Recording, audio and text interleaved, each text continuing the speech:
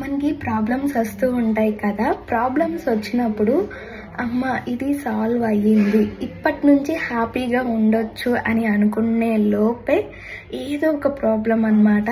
అది ఇంట్లో ఎవరికన్నా హెల్త్ బాగోకుండకపోవచ్చు, అలా ఏదో ఒక ప్రాబ్లం అయితే వస్తుంది.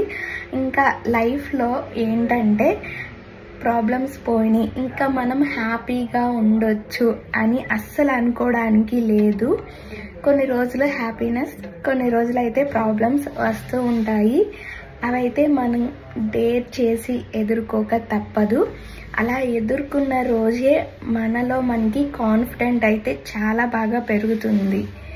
ఇలా మీరు ఎప్పుడన్నా గమనించారా?